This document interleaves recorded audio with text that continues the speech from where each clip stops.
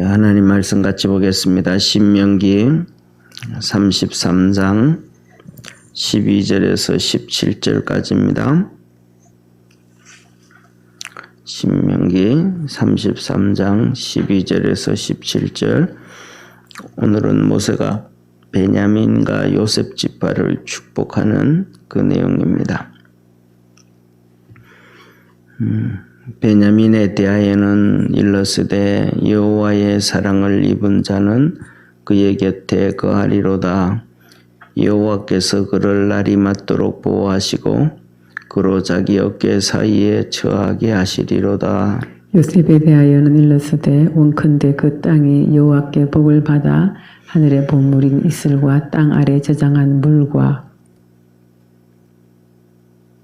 태양이 결실케 하는 보물과 태음이 자라게 하는 보물과 옛산의 상품물과 영원한 작은 산의 보물과 땅의 보물과 거기 충만한 것과 가시 떨기나무인데 거하시던 자의 은혜로 인하여 복이 요셉의 머리에 그 형제 중 구별한 자의 정수리에 임하리로다. 그는 첫 수송아지같이 위엄이 있으니 그 뿔이 들소의 뿔 같도다. 이것으로 열방을 받아 땅 끝까지 이르리니 곧 에브라임의 만만이요 므낫세의 천천이로다. 아멘. 아멘. 우리가 이제 이 성경을 자세히 보면 이스라엘 백성들이 12지파가 있잖아요. 12지파가 있으면 12아들인데요. 야곱에게 있어서 첫 번째 부인이었던 레아 있죠, 그죠? 레아에게서 아들이 6명이 나옵니다. 그리고 그 다음에 두 번째로는 우리가 잘 아는 것처럼 이 라헬에게서 2명이 나오고 그 2명의 이제 그 종들에게서 그래서 빌하와 실바 밑에서 2명씩 나오는데 이렇게 순서는 이렇게 나옵니다. 보세요. 어떻게 나오냐면 제일 먼저 레아에게서 4명의 자녀가 나옵니다. 레아에게서 4명의 아들이 나오고 그런데 쉽게 말하면 4명 정도 아들이 놓는다 그러면 한 10년은 지나잖아요. 그죠? 보통 일반적으로 그냥 대충 할 때 10년 정도 지나고 난 다음에도 이 라헬이 아이를 하나도 못 놓습니다. 그러니까 라헬이 자기에게 있던 몸종을 그 요셉에게 줍니다. 그 몸종이 빌하란 말이에요. 그래서 빌하를 통해서 아들 2를 얻습니다. 그러니까 이 레아도 이제는 글쎄요, 성경에서는 그런 얘기를 해요. 이렇게 그 뭐라고 기록하냐면 레아가 자기 몸에서 이제 경수가 끝난 것처럼 이렇게 생산이 끝난 것처럼 얘기를 해요. 그러면서 자기 몸종이었던 실바를 또 줘서 2 아들을 얻습니다. 그러고 났는데 레아에게서 또 2 아들이 나오는 거예요, 나중에. 그러니까 그리고 그 뒤에 이제 라헬은 나중에 베냐민과 요셉을 놓다가 이제 베냐민을 놓다가 죽게 되거든요. 애를 놓고. 쉽게 말하면 어쩌면 정말로 노산일 수 있죠. 그래서 베냐민을 놓다가 죽게 되어지는데, 그렇게 되는데, 그래서 성경은 이렇게 보면 항상 거의 이렇게 순서가 이렇게 레아의 아들들 4명을 하고 4명 얘기하고, 그 다음에 라헬 2 아들이 있잖아요. 베냐민과 요셉과 베냐민. 그 요셉과 베냐민 2 아들을 얘기하고, 그 다음에 레아의 2 아들, 제일 늦게 이렇게 이렇게 늦게 낳았던 2 아들 얘기를 하고, 그 다음에 종들의 두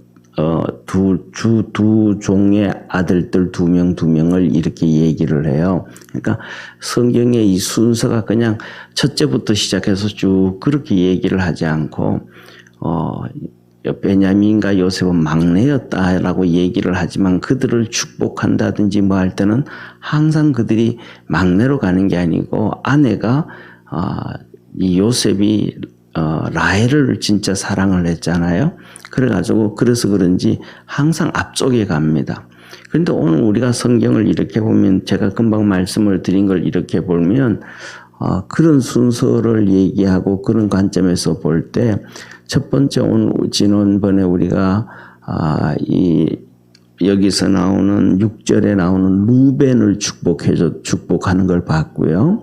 그 다음에 두 번째로는 7절, 7절에 유다 지파를 축복하고 8절에 이 레위 지파를 축복하고, 그 다음에 오늘 12절에 나온 베냐민과 요셉이 나오잖아요. 그러면 4명 중에 한 명이 둘째가 있단 말이에요. 둘째가 시므온이거든요. 오늘 이 모세의 축복에서 모세가 12지파를 축복하면서 이 시므온 지파가 빠져버린 거예요. 축복이 시므온 지파가 빠져버렸는데, 그 시므온 지파가 왜 이 축복을 하는데 모세가 이 시므온 지파를 빼버렸는지, 그것에 대해서는 기록이 사실은 없습니다. 잘 모르겠습니다. 그래서 그 시므온 지파가 12지파 중에서 빠져버렸어요.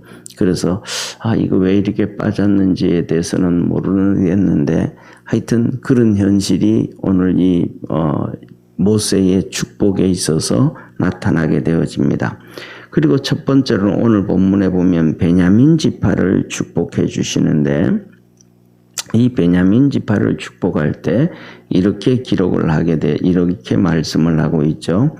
베냐민 지파는 우리 12절 이 특히 다른 부분보다가도 이 신명기 33장의 12지파를 축복하는 내용은 정말로 이렇게 뭐라 그럴까, 어렵게 번역이 되어져 가지고 좀 쉽지가 않습니다. 자, 한번 보시죠. 우리 12절 베냐민 지파 축복하는 베냐민 12절을 한번 같이 읽습니다. 베냐민에 대하여는 일러스되 여호와의 사랑을 입은 자는 그 곁에 안전히 거하리로다. 여호와께서 그를 날이 맞도록 보호하시고 그로 자기 어깨 사이에 처하게 하시리로다. 여기서 세 가지 베냐민 지파를 향해서 세 가지를 축복합니다. 첫째, 베냐민은 여호와의 사랑을 입은 자다라는 거예요. 그러니까 베냐민은 누구라 그럴까, 라헬이 베냐민을 놓다가 죽었잖아요. 막내니까. 그죠? 12번째 막내니까 놓다가 죽었으니까 이 요셉도 그렇고 형제들도 그렇고 그 다음에 야곱도 그렇고 이 베냐민은 하여튼 다 사랑을 하는 거예요. 다른 형제들이 예를 들어서 요셉을 시기하고 질투하고 해가지고 이렇게 팔아버리고 그러잖아요. 그죠? 그런데 이때는 벌써 베냐민은 그의 엄마도 죽어버렸고 태어나면서부터 쉽게 말하면 엄마 젖 한 번도 먹지 못하고 자라난 막내. 그래서 이 12 위로 있는 형제들까지도 이 베냐민은 정말로 배다른 형제잖아요. 그죠? 이 배다른 형제임에도 불구하고 베냐민은 그냥 불쌍히 여기고 진짜 사랑을 많이 해줬고, 그리고 그 다음에 이 야곱도 그렇습니다. 그래서 형제들도 이 베냐민을 생각할 때는 나중에 이제 요셉을 만났을 때도 얘기할 때 이 베냐민은 아버지의 목숨과도 같은 자식이다. 이 베냐민을 잃어버리면 아버지는 그냥 쓰러지고 죽는다. 이렇게 할 정도로 이 베냐민을 통해서는 온 가족이 사랑을 해주는, 다시 말하면 이 12형제가 하나가 되어질 수 있었던 것은 베냐민 때문이고, 또 불행하지만은 라헬의 죽음으로 인해 가지고 12형제들이 하나가 되어졌어요. 그런데 그것뿐만 아니라 하나님도 이 베냐민을 정말로 많이 사랑했다는 거예요. 그래서 이 베냐민은 하나님의 사랑을 입어서 하나님 곁에 안전히 거한다. 하나님이 항상 보살펴 준다. 그렇게 말씀하면서 이렇게 얘기합니다. 여호와께서 그를 날이 맞도록 보호하시고, 날이 맞도록 보호한다 그러면 온종일 보호해 준다. 온종일. 이거 보면 좀 전에 말씀드렸던 것처럼 그렇게 늦게 막내로 태어나가지고 엄마 젖도 못 먹고 하면 온종일 가족들이 다 보살피잖아요. 그죠? 하다못해서 애가 배고파 운다든지 기저구가 젖어서 운다든지 하면, 쟤가 왜 우냐? 빨리 가봐라. 온 식구들이 이렇게 관심을 갖게 되잖아요. 그런 것처럼 하나님께서도 그를 그렇게 온종일 그렇게 보호해 주신다. 그리고 그 다음에는 어깨 사이에 처하게 하신다. 그런데 이게 정말로 어려운 번역이에요. 그러니까 한번 보세요. 어깨 사이니까 어디겠어요? 어깨 사이니까 덩어리잖아요. 가슴을 어깨 사이라고 하지 않잖아요. 그죠? 이 가슴을 어깨 사이라면 등을 얘기하잖아요. 그러니까 이 요셉은 어깨 사이에 처하게 한다. 그렇게 했는데, 그 어깨 사이에 처하게 하시로다. 이 말은 등에 엎혀서 산다. 이 말이에요. 그러니까 정말로 요셉은 그렇게 형제들이든지 가족들로부터 엎혀서 살았는데, 하나님께서 그의 지파들도, 베냐민 지파들도 그렇게 축복을 해 주신다라고 얘기를 하는 거예요. 그러니까 요셉은, 이 베냐민은 그의 성장 과정과도 똑같이 그 지파들은 하나님 앞에서 그런 복을 받는다라는 것을 모세가 그렇게 축복을 해주고 있습니다. 그리고 두 번째로 오늘 이제 요셉의 지파인데, 우리 요셉의 지파는 우리가 잘 아는 것처럼 이 에브라임과 므낫세를 얘기하잖아요. 그런데 이 두 지파를 통틀어서 요셉 지파다 그렇게 얘기하는데, 여기서 보면 번역이 되어져 있는데, 이 번역이 전부 다 보세요. 13절에 중간에 보면 여호와께 복을 받아 하늘의 보물인, 이렇게 하늘의 보물이라는 단어를 써요. 그 다음에 14절에도 보면 태양이 결식케 하는 보물, 그 다음에 태음이 자라게 하는 보물, 그 다음에 15절에도 보면 옛산의 상품물과 영원한 작은 산의 보물과, 그 다음에 16절 땅의 보물과, 이래서 전부 그 뒤에 뭐냐면 이 요셉 지파에 대해서 얘기할 때는 보물 얘기를 하는 거예요. 그러니까 이게 보물이라는 단어가 들어가니까 우리가 성경을 읽을 때 이해하기가 참 쉽지가 않아 버렸던 부분이에요. 이 보물이라는 얘기는 다른 말로 하면 열매다, 이렇게 생각을 하면 됩니다. 열매. 땅에서 새어나는 이런 열매들은, 이것들을 전부 성경은 보물이라고 표현을 해버린 거예요. 그래서 보세요. 이 요셉 지파에 대해서는 베냐민, 에브라임과 므낫세, 이 요셉 지파에 대해서는 땅이 이렇게 하나님 앞에 복을 받아서 하나님 앞에 첫 번째 두 가지 복을 줘요. 첫째로는 하나님한테 복을 받아서 땅이 풍성해지는 복이고요. 그 다음에 두 번째로는 이렇게 영적인 그런 축복이에요. 그래서 첫째, 여기서 이렇게 보면 13절에 그 땅이 여호와께 복을 받아 그랬잖아요. 그죠? 땅이 복을 받아. 그래서 이 땅에서 나오는 산물들에게 축복을 해 주시고요. 그 다음에는 우리가 잘 아는 것처럼 두 번째 축복은 뭐냐 하면 16절에 말씀하고 있어요. 16절에 보면 뭐라고 말하면, 땅의 보물과 거기 충만한 것과 딸기나무 가운데 거하시던 그의 은혜로 인하여 그랬단 말이에요. 가시떨기 나무 가운데 거하시던 자의 은혜로 인하여, 이 단어가 사실은 16절 중간에 나와야 되는 게 아니고 앞부분에 나와야 되는 거예요. 그래서 이 요셉 지파에게 주어진 축복은 첫째로는 땅의 복을 주고 두 번째로는 가시떨기 나무 가운데서 만나 주셨던 가시떨기 나무는 잘 알잖아요, 그죠? 모세 자기가 처음 주님을 만났던 곳이잖아요, 그죠? 하나님을 만났던 모세가 하나님을 만났던 곳이에요. 그것도 하나님을 만난 것이 세상 말로 하면 80년 만에 하나님을 만난 거예요. 그러니까 80년 만에 요새로 표현한다면 80년 만에 성령 세례를 받았다. 이렇게 표현해도 뭐 틀린 말은 아닐 정도로 하나님을 그렇게 섬기고 믿음으로 다 살았음에도 불구하고 하나님의 능력과 은혜를 경험하지를 못했었는데, 떨기나무 가운데서 하나님을 만났는데 그 하나님이 이스라엘을 구원해 주신 메시지를 주고 축복을 줬단 말이에요. 영적 축복이잖아요. 엄청난 축복이잖아요. 그러니까 이 두 가지 축복, 땅의 요셉의 지파인 이 므낫세와 에브라임에게는 삶의 땅의 복을 주시고, 그 다음에 또 그런 가시떨기 나무 가운데서 모세를 만나고 이스라엘 백성을 건설해 주시고 축복해 주셨던 그 하나님의 은혜가 이 요셉 지파, 요셉의 두 아들 에브라임과 므낫세에게 있다라고 하시는 거예요.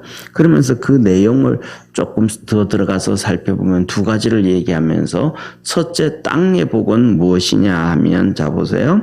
땅의 복은 13절에 땅의 복은 하늘의 보물인 이슬과, 하늘에서 이슬이 내리고 비가 내려야 농사를 짓게 되잖아요. 하늘에 비가 없고 이슬이 없으면 아무것도 안 되거든요. 특히 이스라엘은 그렇단 말이에요. 우기철이 있기 때문에. 그리고 그 다음에 두 번째로는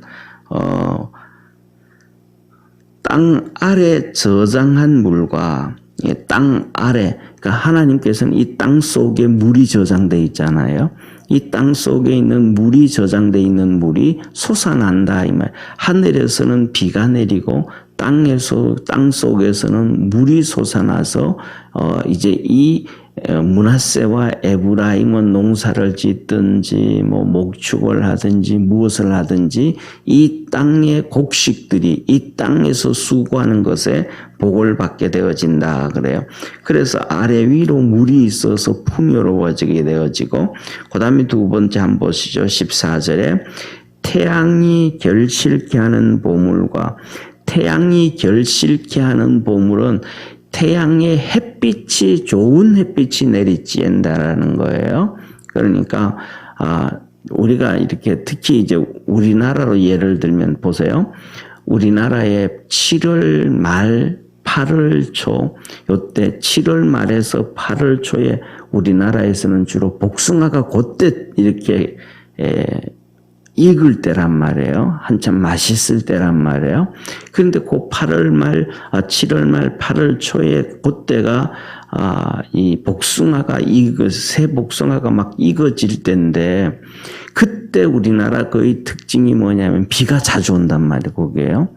그래서 뭐냐면 복숭아를 먹어도 어제 그저께 비가 왔는데 오늘 딴 것은 맛이 없단 말이에요. 비를 맞아서. 햇빛이 제대로 쬐지 아니하였으니까. 그런데 일주일 내내 비가 왔었음에도 불구하고 이틀 정도만 햇빛이 쫙 내리쬐도 복숭아 맛이 확 달라져요. 그러니까 햇빛이 잘 내리쬐어져야 모든 과일들, 모든 곡식들이 열매를 맺죠. 또 예를 들면 우리나라 가을에 별을 뵐 때가 되어지면 태풍이 올라오거든요. 그때 비가 내리면 곡식들이 다 망가진, 나락이라는 곡식들이 다 망가져 버린단 말이에요. 그러니까 태양빛이 잘 내리쬐어져야 마지막 추수를 잘할 수가 있는 거예요. 그러니까 태양빛은 마지막 추수를 주로 얘기하는 것이고요. 그 다음에 두 번째로 그 밑에 보세요. 14절에 보면 태양이 결실케 하는 보물과, 그러니까 태양의 좋은 햇빛을 얘기하는 거예요.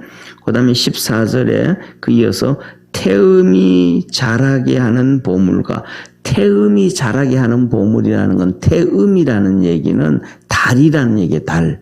해와 달. 그러니까 태음은 달이에요. 달로 인해서 자라게 하는 보물과 이 달이 곡식들을 막 자라게 합니다. 곡식들이 이렇게 자라게 하는 것이 달의 영향입니다. 그래서 저를 한번 봐주시죠. 어느 나라든지 간에 지금은 양력이라는 걸로 전 세계가 사용하잖아요. 그죠? 그런데 전 세계에 보면 달력들이 정말로 많습니다. 쉽게 말하면 이집트도 달력이 따로 있고요. 이집트 달력이 옛날에는 이집트 달력 따로 있고 페르시아 달력 따로 있고 그다음에 뭐 바벨론 달력 따로 있고 우리는 이 아시아는 이 중국의 달 태양을 음력이라 그랬잖아요. 그걸 사용했잖아요. 옛날에요. 그런 것처럼 모든 지역마다 달력들이 다 따로 있는데 그 달력들이 뭐냐면 쉽게 말하면 그 달력들이 거의 대부분 달을 중심으로 된 달력들입니다. 전 세계 달력들이. 그러니까 요새 우리가 가지고 있는 양력이라는 달력은 태양을 중심으로 만든 달력이지만 그 전에 모든 국가에서 가졌던 달력들은 거의 대부분이 달을 중심으로 만든 달력입니다. 왜 달을 중심으로 만들었냐 하면 농사 짓기 때문에 그렇습니다. 농사 짓기 때문에. 그러니까 농사를 짓기 때문에 달을 중심으로. 그럼 농사를 짓는데 왜 달 음력을 사용하는가 그러는데 그게 바로 뭐냐 하면 달에 의해서 곡식들이 자랍니다. 그러니까 쉽게 말하면 우리나라 이렇게 요새 가로수 있잖아요. 그죠? 가로수는 24시간 불 켜놓는단 말이에요. 요새는 12시 넘어가면 끄는 데도 많지만 자동으로. 그전에는 24시간 켜놨단 말이에요. 타이머가 없으니까 그냥 저녁 때 해지면 가로수에 불이 들어오고 아침 6시, 7시 되면 꺼지고 하는데 이 가로수, 이게 마이크가 가로수라고 얘기하면 여기가 이제 밭이라고 하면 이 가로수가 있는데 요 밑에는 곡식들이 안 됩니다. 쉽게 말하면 요 밑에는 밤새도록 불이 이 가로수로 인해서 빛이 비춰지는 이 여기에는 쉽게 말하면 우리가 이렇게 다니다가 보면 콩밭도 있잖아요. 그럼 콩밭이 있는데 콩은 있는데 잎허리는 무성하고 잘 자라는데 열매가 없습니다. 거의. 왜냐하면 이 가로수 햇빛이 달빛을 막아버린 거예요. 그래서 결실치가 않습니다. 열매가 없습니다. 그러니까 마지막 열매를 잇게 하는 것은 태양이고 이 곡식들이 자라게 하는 것은 거의 달입니다. 그래서 오늘 여기에서도 하시는 말씀이 달의 보물과 이게 달빛이 보이지 않고 달은 별로 의미 없어. 우리는 얘기하기엔 그냥 썰물만 밀물만 만들지 뭐 이게 아니고 곡식을 자라게 하는 것이 바로 이 달입니다. 그래서 농사 짓는 모든 나라 그전에는 전부 다 이 달에 의해서 이렇게 달력을 만들어서 사용을 했습니다. 이것을 지금 하나님께서 이 요셉 지파에게 주시는 메시지고 축복입니다. 자, 그렇게 되어지니까 15절에 보면 이렇게 말씀하셔요. 옛 산의 상품물과 작은 산의 보물과, 그러니까 이렇게 이스라엘 땅을 성지순례 해보셨잖아요. 이스라엘 땅을 성지순례 해보면 특징이 하나가 있는데 그 특징이 뭐냐면 우리나라 예를 들면 전라남도라든지 전라도 가면 뭐 김해평야라든지 뭐 이 평야가 나오잖아요. 그죠? 근데 이스라엘은 평야가 없습니다. 전부 산이고 언덕이에요. 그냥 우리 산이고 언덕도 쉽게 말하면 우리나라처럼 이렇게 깎아질 듯한 산, 막 이렇게 높은 산이 아니고 그냥 이렇게 봉우리 같은 산들이 전부. 쉽게 말하면 우리나라로 얘기를 하면 강원도라든지 경상도를 얘기를 하면 좀 언덕이네. 이게 큰 산이에요.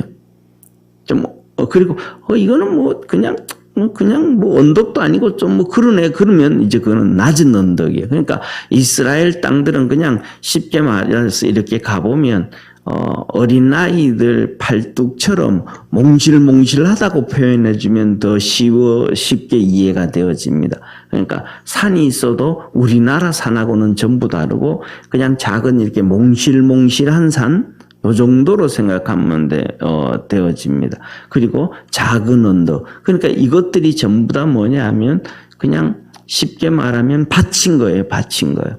그러니까 그 옛산에서부터 그다음에 또 작은 산 언덕 같은 데서 농사도 다 짓고 뭐도 해서 하나님 앞에서 이 풍요롭게 되어진다. 이 죄송합니다. 이 요셉 지파에게 주시는 그런 축복이다라는 거예요. 그 다음에 두 번째는 이런 땅의 축복을 얘기하고 삶의 풍요로운 축복을 얘기하시고, 그 다음에 두 번째로는 가시떨기 가운데 거하시던 하나님이 그들에게 은혜를 베풀어 주신다. 모세가 자기가 만났던 가시떨기 가운데서 만났던 하나님의 축복을 이 요셉 지파에게 얘기해 주는 거예요. 그래서 첫 번째로는 땅의 보물과 거기 충만한 것들, 그런 것들이 이제 풍요롭게 되어지고, 풍요롭게 되어진다. 이 말이에요. 이게 뭐냐 하면, 쉽게 말, 저를 한번 봐주세요. 이스라엘 백성들이 출애굽을 하잖아요. 그죠? 이스라엘 백성들이 모세가 떨기나무에서 하나님을 만나고 이제 이스라엘 백성을 애굽에서 끄집어내올 때 애굽 사람들로부터 이스라엘 백성들이 금은보와 폐물들을 엄청 받아 가져옵니다. 그럼 그게 뭐냐 하면 출애굽은 한마디로 말하면 순종으로 복을 받았다라고 해도 틀린 말이 하나도 없는, 그러니까 이스라엘 백성은 모세가 말하는 대로 순종을 하고 애굽은 모세가 말하는 대로 불순종을 합니다. 그래서 애굽은 철저하게 망해버렸고요. 그래서 출애굽하는 날은 이렇게 모세가 이스라엘 백성들한테 두 가지를 요구를 해요. 첫째로는 내일 아침에 애굽을 나갈 테니까 오늘 가서 애굽 사람들 집에 가서 금은 폐물을 요구해라. 400년 동안 종살이 한 것이다. 그 금은 폐물을 요구해라. 그러니까, 그리고 또 한 가지는 뭐냐 하면, 양 한 마리를 잡아서 피를 인방과 설주에 바르고 그 고기를 저녁에 다 먹고 남아있는 거는 밤에 다 태워 없애라. 고기를 남겨두지 마라. 이 두 가지예요. 그래서 한번 상식으로 한번 생각하면 말이 안 되잖아요. 400년 동안 종살이를 하고 있던 종들이 주인한테 가서 금은 폐물 내놓으세요. 얘기할 수 없잖아요. 종인데. 그런데 이스라엘 백성들이 그 얘기를 다 합니다. 그랬더니 정말로 기적이 일어난 거예요. 애굽 사람들이 금은 폐물을 다 내준 거예요. 그래서 성경에 보면 뭐냐면 성전을 지을 때 그들이 그 가져 나왔던 금은 폐물을 하나님 앞에 헌물로 해가지고 제사장들 어제 말했던 이 에봇 앞에 붙이는 이만한 보석들을 하나님 앞에 들여서 다 붙이게 됩니다. 각종들을. 그리고 금을 성전을 만들 때 금을 빼서 금을 드리는데 금이 보통 1200kg에서 1600kg 정도 사용이 되거든요. 성전을 지을 때요. 그런데 그것이 넘쳐나가지고 계속 막 넘쳐나가지고 이 일하는 사람들이 금이 너무 많아가지고 이 주체를 못합니다. 그래서 일하는 사람들이 모세에게 얘기해서 이제 금 이 정도면 성전 다 짓고도 남다고 너무 많다고 이제 그만 가져오라 그러라고. 그래서 모세가 이제는 금을 더 그만 가져와라 하고 얘기를 해서 금을 이스라엘 백성들이 헌금을 안 합니다. 그러니까 이들이 그래서 넘쳐납니다. 그래서 하나님이 뭐냐고 말하면 성경에 보면 그들이 나올 때에 애굽의 그 모든 금은 보화를 들고 나왔다. 그것은 400년 동안 종살이했던 품삯이다. 하나님이 그렇게 말씀을 해주신 거예요. 그러니까 오늘 이 떨기나무 가운데서 만나셨던 하나님이 이스라엘 백성들이 그렇게 나오는 것처럼 이 요셉 지파 에브라임과 므낫세에게는 그런 하나님의 축복을 주옵소서. 땅에서 이게 땅의 보물과 거기 충만한 것들로 하신 말씀이에요. 그래서 이 문장이 앞으로 이렇게 가야 된다라고 말씀을 드렸던 거고요. 그 다음에 두 번째는 요셉이 이스라엘의 12지파의 지도자잖아요. 애굽의 총리였고 이스라엘 12지파들이 애굽에 갔을 때도 요셉이 비록 이렇게 11번째 아들이지만은 실질적으로는 그 형제들을 다 통치했잖아요. 그런 것처럼 이 요셉 지파 에브라임과 므낫세는 이스라엘 이 12지파의 지도자가 될 것이고 하고 그런 복을 줘요. 그리고 그 다음에 이 요셉 지파, 에브라임과 므낫세 지파는 수송아지의 힘과 황소의 뿔의 위력, 이걸로 그냥 떠받고 그렇게 막 전쟁을 하고 그렇게 해서 땅끝까지 이렇게 정복하도록 그런 힘을 하나님이 주옵소서 하고 모세가 축복을 합니다. 그러면서 에브라임과 므낫세를 얘기하면서 그들은 천천히요 만만이라 이렇게 넘쳐나게 된다. 그래서 이스라엘의 복의 중심은 바로 이 요셉 지파 2개를 통해서 이루어지기를 원한다라고 모세가 축복을 해줍니다. 이것을 보면서 우리가 뭐냐 하면 하나님 앞에서 복을 받고 살아가는 이 베냐민과 요셉 지파들은 정말 하나님으로부터 태어나면서부터 복을 받고 살아갔단 말이에요. 그런 것처럼 우리 믿음의 성도들도 그러한 하나님의 은혜와 복이 있기를 주의 이름으로 축원합니다. 기도드리겠습니다. 전능하신 하나님 아버지,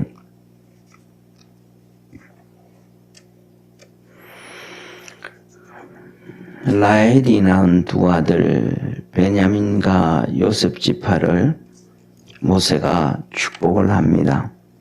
베냐민은 태어나면서부터 사랑을 입고 보호함을 받고 항상 이 등거리에서 자랐던 것처럼 하나님 앞에서도 그렇고 앞으로 그 후손들이 받을 복도 그 복을 하나님께서 모세를 통하여 축복해 주었습니다. 또 요셉처럼 믿음으로 살아서 하나님의 복을 받았던 것처럼 모세도 자기가 하나님의 은혜 안에서 믿음으로 살아서 떨기나무에서 복을 받고 이스라엘을 출애굽시키고 지도자가 되고 땅과 하늘의 복을 받았던 것처럼 요셉 지파도 그렇게 축복을 합니다. 그래서 에브라임과 므낫세가 천천히요 만만이라고 축복을 해줍니다. 우리 모든 믿음의 성도들도 그렇게 하나님 안에서 은혜를 입고 복을 받으며 살아갈 수 있도록 하늘문을 여시고 은총 내려 주옵소서. 성령 안에서 충만케 하시고 하나님 앞에 나와 기도하고 하나님 앞에 나와 엎드릴 때 하나님께서 긍휼함을 베풀어 주시고 축복해 주옵소서. 아버지 하나님, 의연이가 하나님 앞에 11조와 특별 감사헌금을 드립니다. 믿음의 아들을 축복해 주시고 하나님께서 좋은 직장 주셨사오니 그 직장에서 생활할 때에 잘하게 하시고 하나님께 영광 돌리는 삶 살게 하시고 정말로 승승장구해서 하나님의 기쁨이 되고 하나님의 영광이 되어지는 축복의 아들 되게 하여 주옵소서. 여현주 권사님 하나님 앞에 감사헌금 드립니다. 교회 한우들의 건강을 회복시켜 주시고 홍석이 영혼 삶 구원해 주옵소서 하며 감사함을 드리오니 주님 받아주시고 우리 믿음의 아들을 축복하여 주셔서 하나님께서 은혜 베풀어 주시고 모세를 만나듯이 바울을 만나듯이 주님 만나셔서 영광 받아 주옵시고 하나님의 나라에 복된 아들 되게 하옵소서. 우리 모든 믿음의 성도들 새벽마다 주 앞에 엎드릴 때 하늘 문을 열어주시고 주의 큰 은혜 안에서 살아가도록 성령 충만케 하옵소서. 구원하신 예수님의 이름으로 축복하며 기도드립니다. 아멘.